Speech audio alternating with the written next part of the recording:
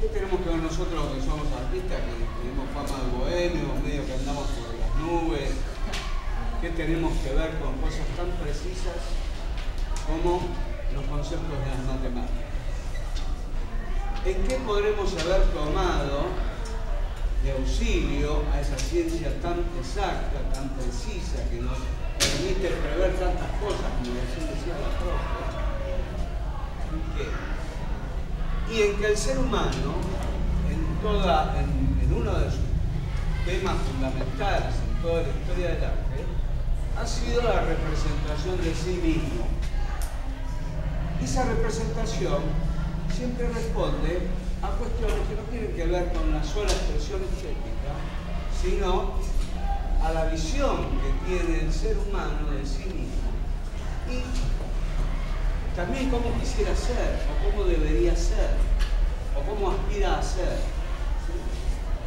Entonces, la idea de las matemáticas, una de las principales ideas para la representación de sí mismo, ha sido la idea que recién decía el Pato Donald, muy bien, muy divertidamente, es la idea de proporción. ¿Qué es la proporción? ¿De qué hablamos cuando hablamos que esto está proporcionado o no está proporcionado? Entre medidas, una relación entre partes. Es decir, las partes de un todo tienen que estar relacionadas de manera que nos resulte bello ver. Y para ello, en cada época, el ser humano estableció ciertos sistemas para poder lograr eso que quería. A esos sistemas se les llama canon de representación. Y es un sistema precisamente de medidas, de relaciones entre medidas, entre partes, y entre las partes y el todo. Por ejemplo, el canon histórico es el que se ha dado a sí mismo cada época o cada escuela artística. ¿Cómo? Claro. Es decir, esos pueblos no estaban aislados. Los griegos y los egipcios. Los griegos sabían muy bien quiénes eran los egipcios. ¿Por qué? Porque había relaciones, ¿sí?, entre los pueblos. Entonces, el arte egipcio influyó grandemente en el primer periodo de la historia griega. Es un atleta. Ese es un tema de los griegos. La exaltación del cuerpo del atleta, sabiendo que ellos observan el cuerpo y su desarrollo. Y no lo observan como los egipcios. ¿Por qué? Porque lo observan desde su propia composición. Este es un ser humano completo. ¿Sí? Está tomado como muy parecido a un ser humano real. En cambio, el egipcio quería hacer una representación con ciertas intenciones que eran simbólicas y religiosas. Bien. Acá habla de un escultor. Lo vamos a tomar desde la escultura porque es lo que más ha sobrevivido de Grecia. Por lo tanto, lo que nos permite ver el canon griego es la escultura. Fidias. Fidias fue... Yo voy a hablar del Partenón, que recién Joana mostraba. El Partenón es un templo hecho por arquitectos griegos que conserva relaciones de proporción perfecta. Por eso es tan famoso. El escultor del Partenón fue este señor llamado Fidias y fue el primer gran escultor griego. El canon de Fidias era tomar como módulo de medida ya no el puño de los egipcios, sino la altura de la cabeza. Y su canon hablaba de una relación de proporciones de 7 cabezas de alto. Es decir, la proporción ideal del cuerpo debe ser de 7 cabezas de alto y 2 de ancho. También el estudio de la musculatura, un poco rígido todavía, pero ya hay una observación del natural. Y además, esa perfección de la musculatura habla de que los griegos, además de practicar esa observación del cuerpo, lo que hacían era estudiar la anatomía mediante el método de la disección. si se estudiaba el músculo en sí, que se veía su relación con los otros músculos, se estudiaba eso todo como un sistema que permitía el movimiento, el sostén y la vida. Además, siempre estaban en búsqueda de un ideal de belleza.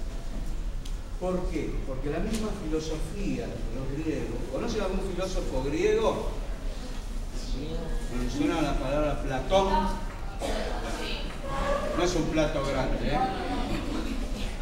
Era un gran filósofo griego que él hablaba de dos mundos. El mundo real que todos veíamos, que era un reflejo de un mundo ideal, y que lo que valía la pena era descubrir ese ideal. Entonces, base a esas ideas, los escultores buscan el ideal de belleza. Bueno, esta es la obra clave de la historia de la escultura occidental. Es el doríforo quiere decir portador de lanza. Originalmente acá llevaba una lanza, este atleta, que sería un lanzador de jabalina, o bien un guerrero griego. ¿Vieron cuando vimos la película 300 o alguna de esas? Eran todos guerreros griegos. Bien, acá está completamente desarrollado el canon clásico. Fíjense, está marcada la altura de la cabeza y cuántas veces se va a repetir en la figura completa. Son 7 alturas y media de cabeza.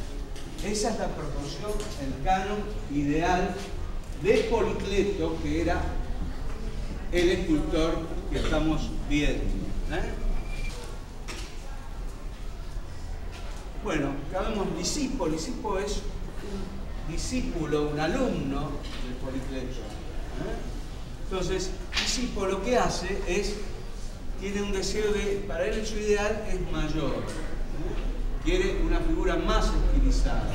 Entonces, añade media cabeza más al canon del canon. Para él, para Lisipo, la figura ideal debe tener 8 alturas de cabeza. Sí va variando de acuerdo a los objetivos del artista. Sigamos. Acá hay una comparación de los dos cánones. ¿Sí? La figura más robusta, más estilizada la de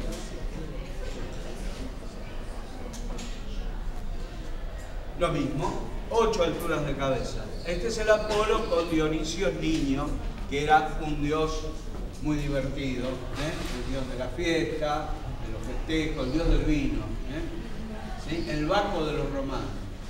Que los romanos, que ahora vamos a ver, toman la cultura griega, toman la mitología griega, pero le cambian el nombre. Sí. Bueno, este es de otro autor llamado Praxíteles. Praxíteles lo que hace es incorporar la línea curva, ¿sí? Las formas suaves de la mujer, ¿sí? Esas cosas tan interesantes, ¿no? Para nosotros. Sigamos. Y acá ya se quiere incorporar el movimiento, ¿sí? Fíjense, y las matemáticas también, la geometría, las curvas armónicas, miren la continuidad de los miembros y cómo da la idea de que en cualquier momento va a tirar el disco la atleta. Ya la anatomía es casi perfecta. Sigamos. De nuevo la sensualidad de la línea curva. ¿Cómo se llama esta? ¿No la conocen? La Venus de... que le faltan los brazos. ¿Nadie la vio? Antes era la Venus de... ¿De dónde? La Venus de Milo. Porque fue descubierto en un lugar llamado Milo. Bien, sigamos. ¿La Venus de qué? De Milo. Esta es la victoria de Samotracia. Representaban la figura humana no solo para representar personas inquietas, sino hechos heroicos. Esta es una victoria de la flota ateniense sobre los persas. Para ellos celebran esa victoria con una figura alada. ¿Sí? Agregan ya cuestiones simbólicas. Ya la belleza tiene movimiento. La otra vez escuché decir que una persona muy conocida, que era la esposa del escritor Jorge Luis Borges, le preguntó a su padre cuando era una niña por qué era hermosa si no tenía cabeza. Y el padre le responde que le hizo observar el vestido. Le dice, ¿ves esos pies del vestido? Sí, bueno, es la brisa del mar del siglo V en Grecia.